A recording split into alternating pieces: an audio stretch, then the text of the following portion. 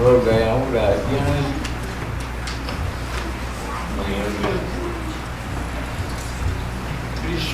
Well, I spent this last week hiking around up in the Walla Walla mountains. It was nice and cool and beautiful.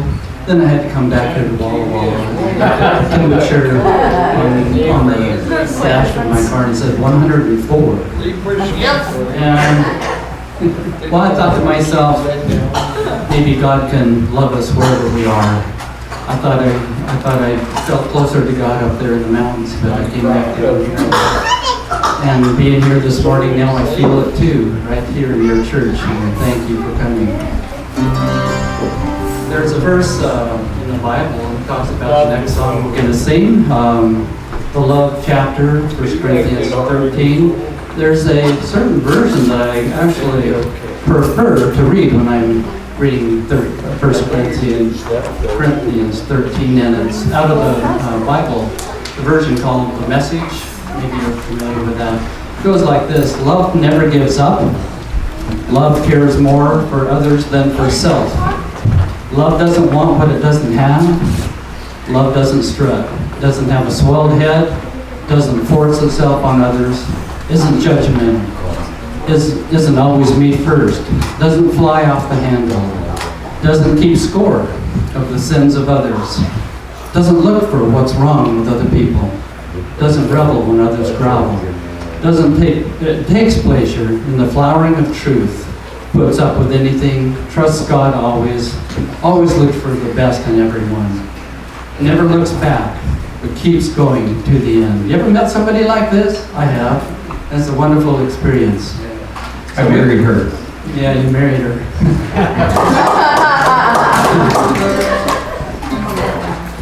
So we put together a little song here, talks about love, and we call it 1 Corinthians 13.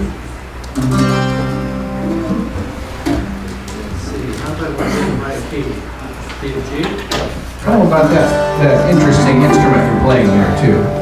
By the way, somebody always comes up and asks me what I was playing. This is from the mandolin family, but it's called a citern. It's got 5 double strings rather than 4, like the mandolin, but the upper 4 strings are like an octave mandolin, and the lower 4 strings are like a mandocello, so I have this combination. This instrument has a wonderful voice, kind of like our piano player here, Bill. And when I play it, it just kind of, there's something that resonates in me. It's like when Bill sings, it resonates with me too. So here we go. Though I may speak with bravest fire.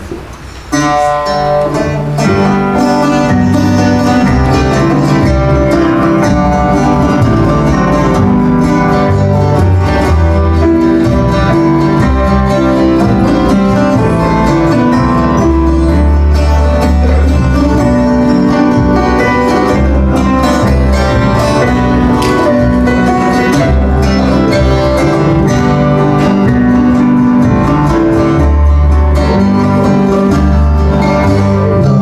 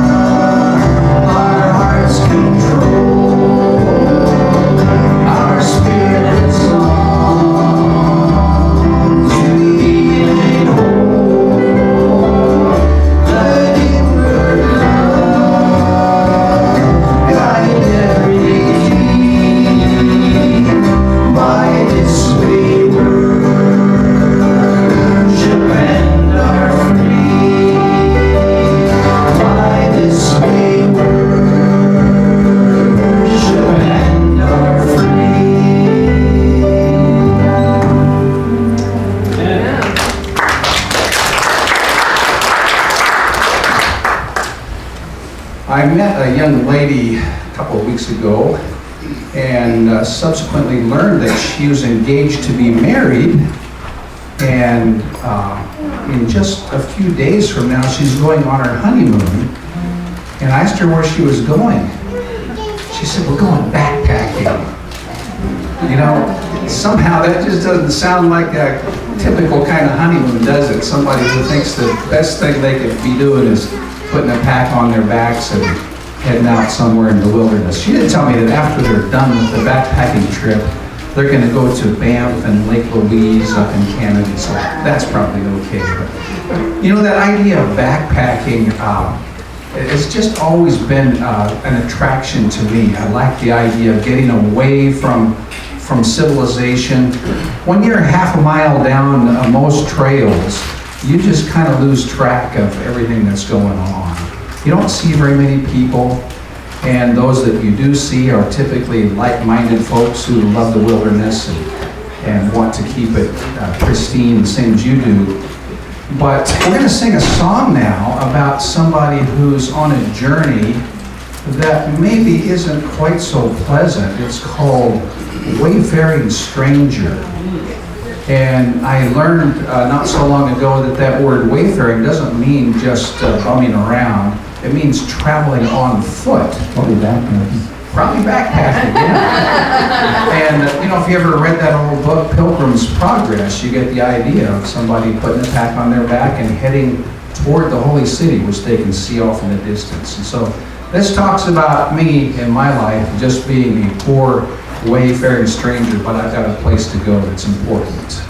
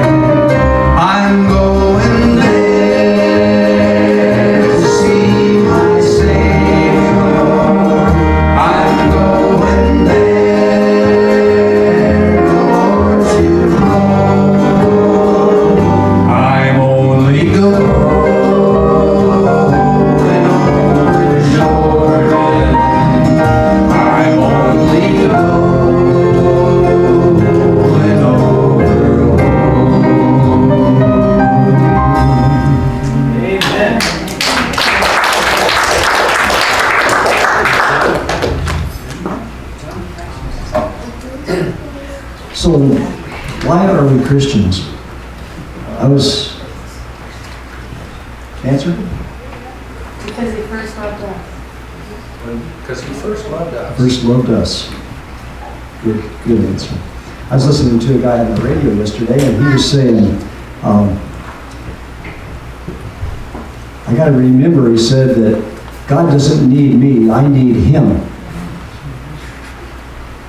But I want to disagree with that, because I think God does need us. I think I had something here, a verse in the Bible that even said that.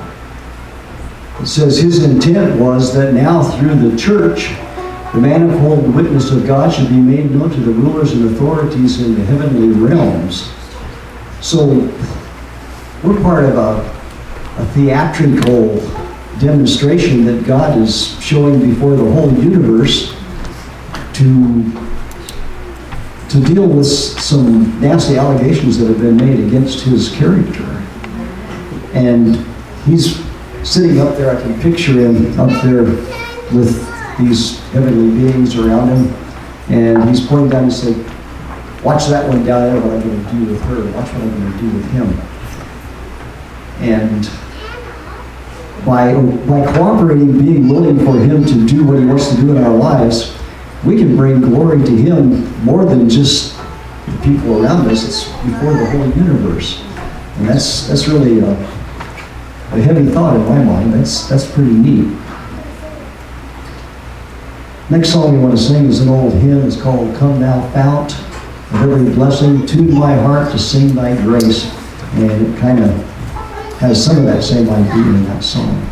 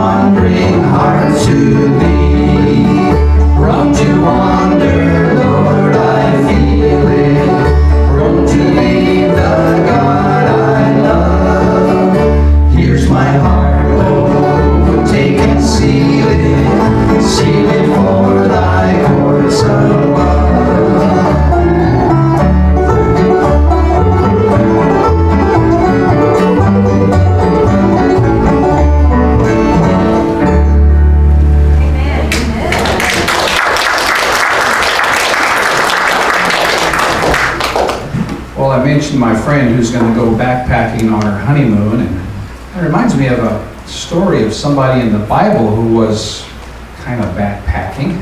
And it wasn't any kind of a honeymoon. It wasn't a very pleasant situation. His name was Jacob. And he had kind of cheated his older brother out of the birthright and got in trouble there and had to leave home. And finally he was trying to come back and see if he could make things right and settle things with his brother. He wasn't sure what kind of a reception he was going to get. But that night, as he was sleeping, he saw a vision. And in that vision, there was a ladder that came down from heaven. He saw the angels going up and down, and he took from that a promise that God wasn't going to abandon him, that God would come down to be with him and help him through this trouble that he was about to face.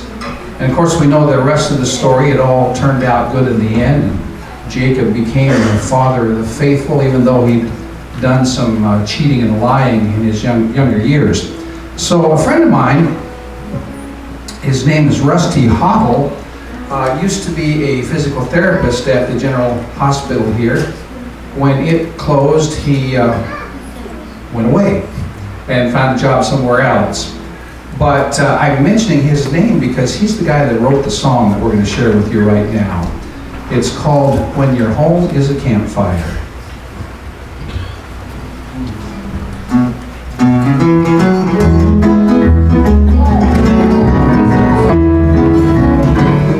When your home is a campfire and your pillow is stone, when you lost all direction, your destination's unknown, just cry out to Jesus, he'll send a ladder down. When your home is a campfire and your bed is in the ground, Jacob wandered in the desert. To his father he cried. Though he got his brother's birthright, he wasn't satisfied. Instead of waiting on heaven, he tried to do it alone. Found his home was a campfire and a pillow of stone. When your home is a campfire and your pillow of stone, when you lost all direction, your destination's unknown, just cry out to Jesus, he'll send a ladder down. When your home is a campfire and your bed is the ground.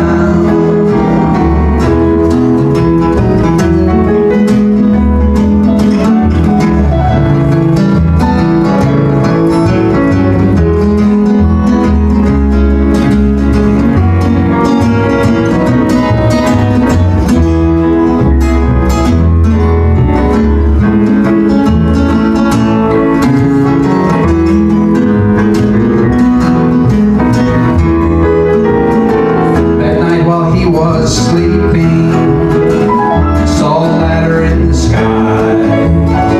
saw the angels going up and down from the Savior on high. Well, Jacob got the message, and the message is clear. Wherever we may wander, our Savior is near. When your home is a campfire and your pillow of stone, when you lost all direction, your destination's unknown, just cry out to Jesus, he'll send a ladder down. When your home is a campfire and your bed is the ground, when your home is a campfire and your bed is the ground.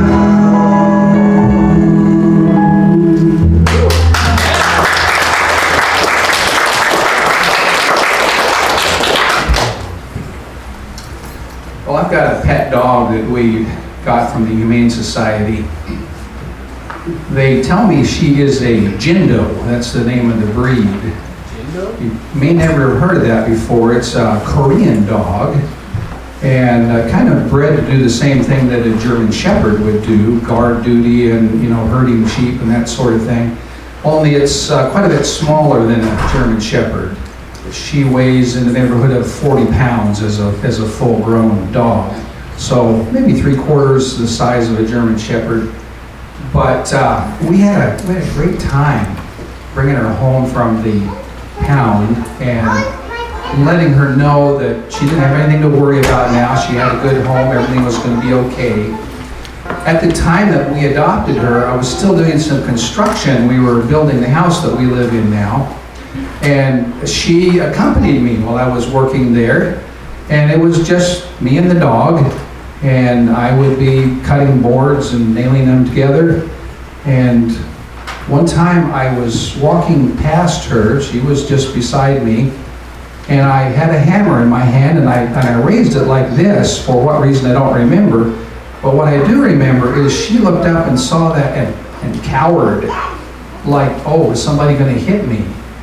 And it just hurt me to think that somebody maybe had mistreated her in her past. And I don't have any way of knowing about that. All I can do is try to build trust. And I think over the several years that we've owned her, that has happened.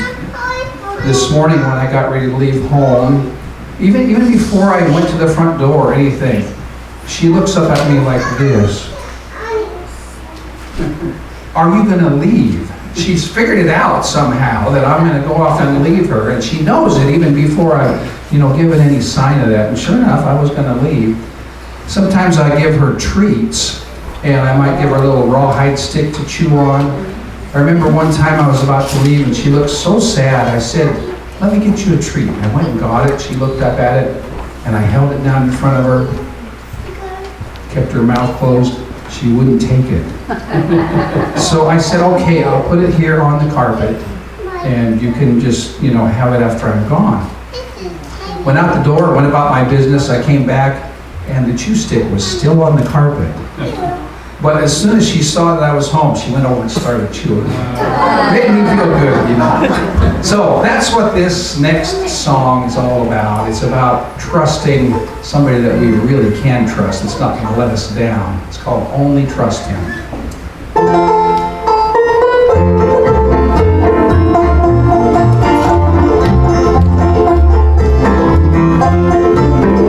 Come every soul I sin oppressed, there's mercy with the Lord, and He will surely give you rest by trusting in His word. Only trust Him, only trust Him, only trust Him now. He will save you, He will save you, He will save you.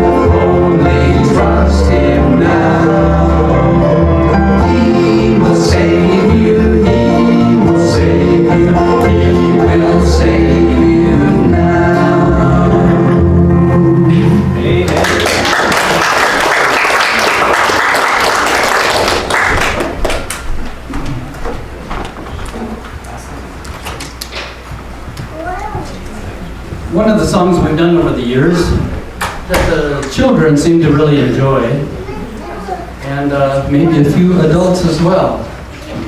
We call it a place in the choir. Bill Staines, the one who wrote it, called it the Animal Song. And this song has quite a history, and a lot of people have made drawn parallels and metaphors out of it. And Bill just kind of simply meant for it to be what animals do out of sheer morning gladness, and yet at the same time he imagined everyone in the world, including the animals, was all in harmony and working together, and there was no discord or anything in the world. Well, it's that way sometimes in the morning when you just hear the birds chirping, you know, and everybody's happy. Then suddenly they kind of turn and start eating each other. And that all parallel comes to a perfect close. But we've likened this to the way people work together in the church, people work together in families, people work together in government, right? Yeah. Government. Yeah. Well, hopefully we don't turn and start to eat each other. Yeah, you know, some people do. And it's a metaphor there, too.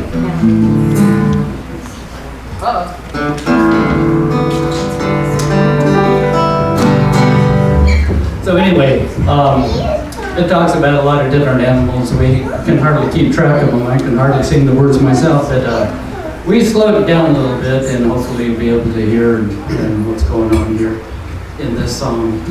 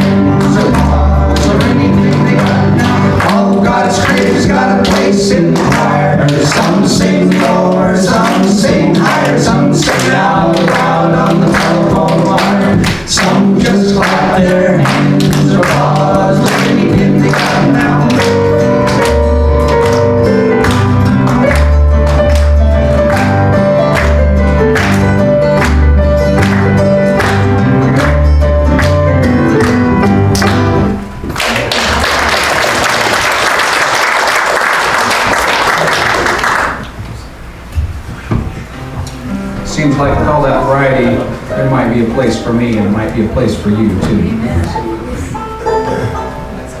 We were up in Idaho a couple of summers ago, and some lady came up to me after church, and she said, "I just want you to know, the banjo makes me really happy." Yeah. So now we're going to play a sad song. And one of the fun things you get to do with the banjo, I learned along the way, is you get to tune it all the time.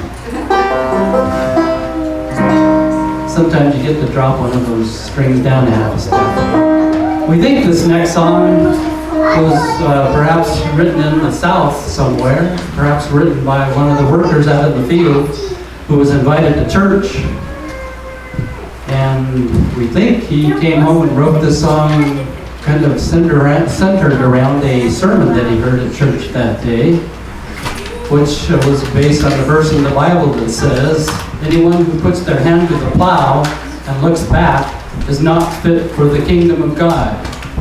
But we're just kind of guessing here, and we don't know really where this old song comes from. It's really old though, and it's a traditional song.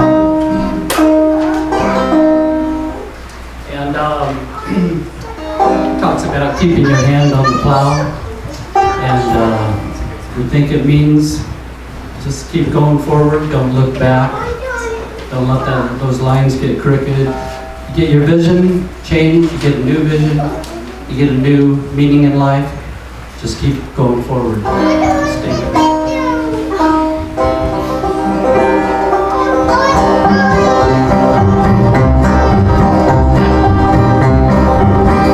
Well, I went to church one day for to hear them sing and play, and to hear the preacher plow the gospel loud. The preacher said I must repent, so right down the aisle I went.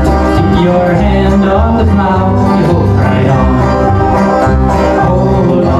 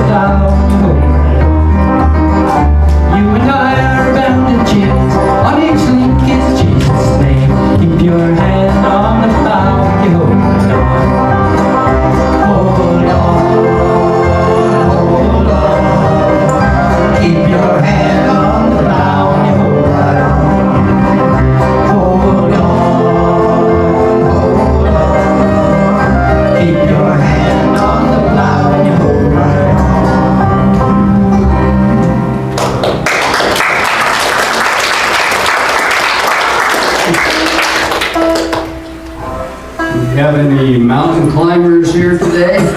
They're climbing It's always good to get up on top and look around, isn't it?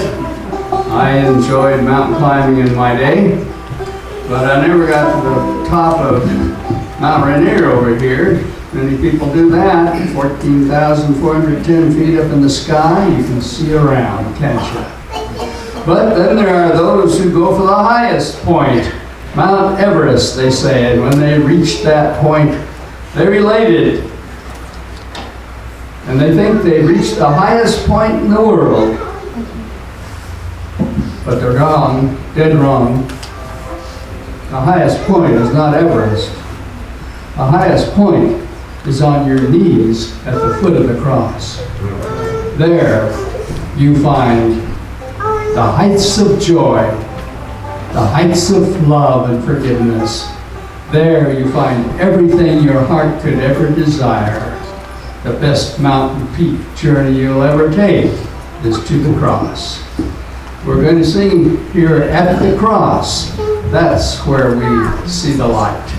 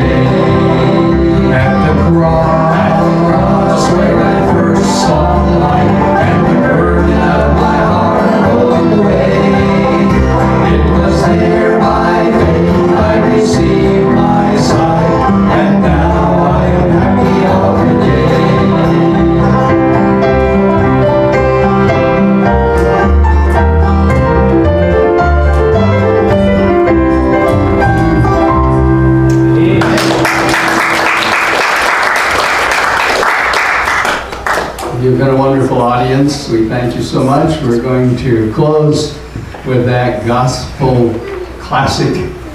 It's Rock of Ages, and please join us as we sing this tribute to the God of our salvation.